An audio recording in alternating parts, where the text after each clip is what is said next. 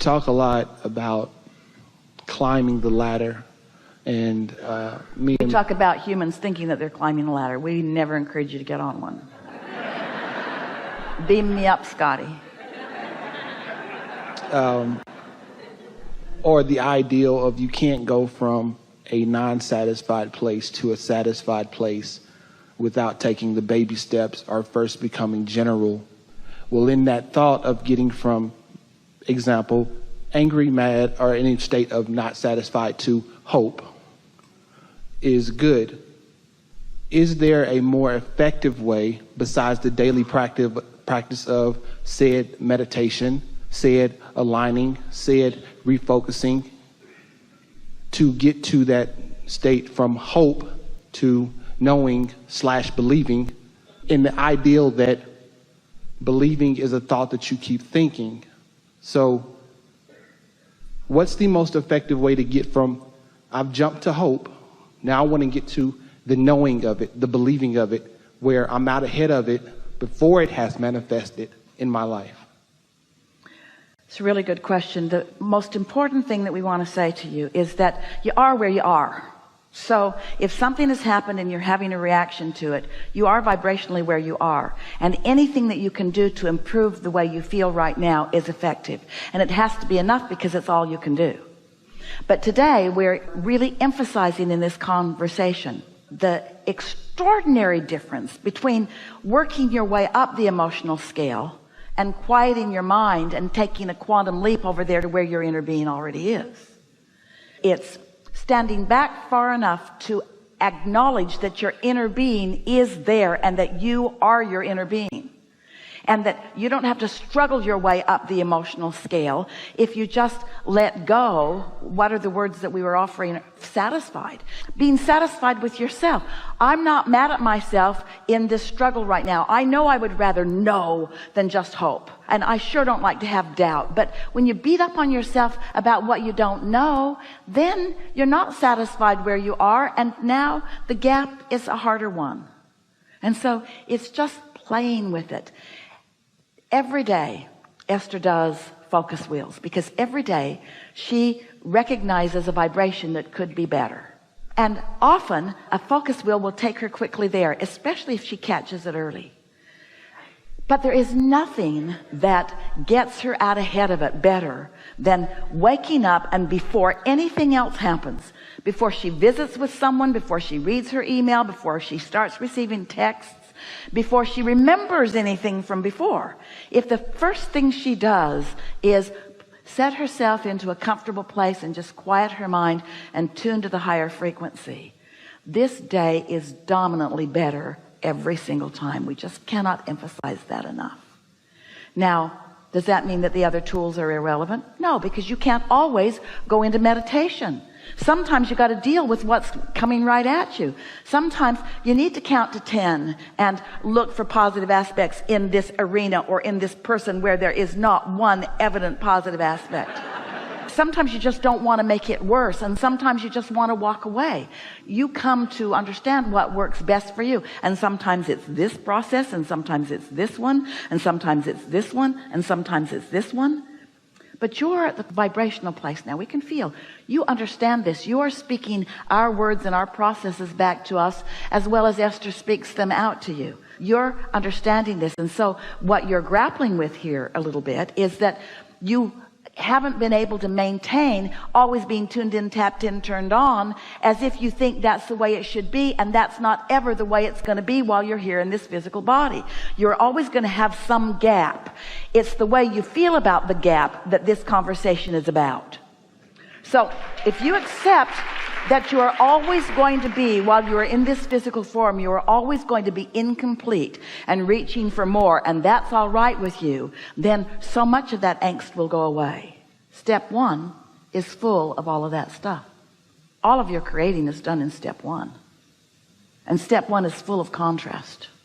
And all of your creating is done in step one. And step one is full of contrast. And all of your creating is done in step one. And step one is full of contrast. And all of your creating is done in step one. And step one is full of contrast. Isn't it time that you give yourself a break, creator? And that you accept that step one is necessary to the creative process. And it's not something for me to be embarrassed about or ashamed of, or even something for me to overcome. Because if I didn't see this abhorrent thing, I wouldn't have put this magnificent thing into my vortex. And future generations would be deprived of the insight that this gave me to put there. And so it's about accepting the perfection of who you are. Humans for so long, no matter what platform you were born into, have been taught for a long time to accept your imperfection and to repent for it and to overcome it. And we want you to embrace the contrast that produces the expansion, because we are eternal beings. We want you to find a way to love yourself no matter what, the way your inner being does. And in any moment that you're not doing that, feels bad. That's what guilt feels like, or shame, or even hope has got a little flecks of that, not liking myself. And so when you look at the big picture and you feel the resonance that so many of you are feeling right now about who you really are and why you're here, and you get off that service kick, you're not here to fix a broken world. It is not broken. And you're not here to redeem yourself about something, because no redemption is being required. Your inner being accepts you as the perfect being that you are, perfect and ever changing. And nobody else needs to be fixed either. They all have their own relationship with their own reason for being here, and their own relationship with their own inner being. And yet, isn't it nice to feel strong about something? Isn't it nice for something to happen that makes you have a strong feeling about it? And there's nothing better than a contrasting experience making you feel strong about something than lining up with what you've created, lining up with the strong.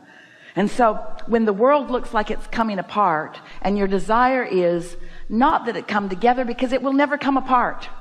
Your desire is to know the perfection of this unfolding. If you were watching a play-by-play, we're talking about really slow time-lapse photography of a seed becoming in the ground, it would look chaotic to you as it gives way to the new, and gives way to the new, and gives way to the new, and gives way to the new, and gives way to the new. In other words, if you were watching it infinitesimally, if you were watching the forming of a fetus in a mother's womb and the cellular evolution that is taking place, it would be unsettling to you in its perfection. And the same thing is happening with this magnificent being that you are continuing to become, and the world that you are sharing with others. Its perfection in its unfolding. You just got to decide that that's the way you see it, so that you feel ease about it, so that you're called to your becoming rather than prodding yourself there. And most of all, now we're going to get down to some nitty-gritty. If we were standing in your physical shoes, and this is really what we wish for you, this is our desire for you, we're going to speak it from your point of view. I want to talk to fewer people about stuff. I want to just be more generally accepting of what's going on, and stop sweating the small stuff ad nauseum. I want to step back and look at the perfection of this evolutionary time and space, this planet spinning in perfect proximity to other planets, and understanding the big thoughts that are part of that. And I want to tune into that big thinking that is trusting and loving and sure. I want to stand in the feeling of love mostly. And I will never appreciate the feeling of love within me more than when I've hated a little bit over here. And so I bless the rascals that I easily hate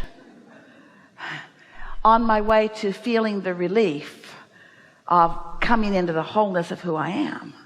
You all make too much of all of it. There's just nothing serious going on here. You came not for redemption or to save anything. You came because you're creators, and that's what creators do. And you came because it's joyful to create. And you came because when an idea hatches within you, it feels really good. And when that idea becomes more, that feels even better. And when you stand in a place of understanding how the cooperative components of the universe are all descending around you, that they're coming to you by the powerful law of attraction, and you're standing in full, vivid, lucid witnessing of the things that are coming together for you, and you're reveling in the perfection of life and of yourself, and you're feeling proud of yourself and eager for more. That's what you came for, you see. And you didn't come to teach anyone else a lesson or to get them there before they're ready to be there, any more than you would want to encourage that kernel of corn to come out and be a stalk and then an ear of corn before it's ready to be. In other words, you just accept the perfection of the process and do your best to make dominant the larger part of yourself who knows all of this. And you just revel in love and wince a little in hate, and revel in clarity and don't like confusion so much, and watch for the next opportunity and the next one and the next one and the next one. And your dominant mantra to the universe is, I am to live happily ever after. I am to live happily ever after. Not I'm to accomplish this and I'm to accomplish this, because the goal that you're reaching for, the eternal symbol or recognition of success, is that joyful intertwining with who you are. And when you are in that conscious intertwining with who you are, when you are consciously intertwined with the consciousness that is you, that conscious intertwining, you are love for yourself, for the situation, for the others. That's just as good as it gets. In short, don't sweat the small stuff. And it all is. It all is. It all is. Everything that is of a physical nature is small stuff in relationship to the relationship that you have with this energy.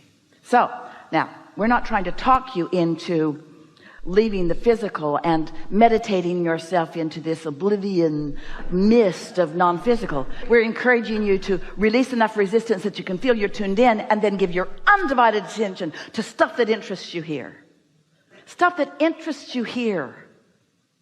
Paint it and make the money and do the travel and make love to each other and enjoy the life that you are living. Enjoy the life that you're living.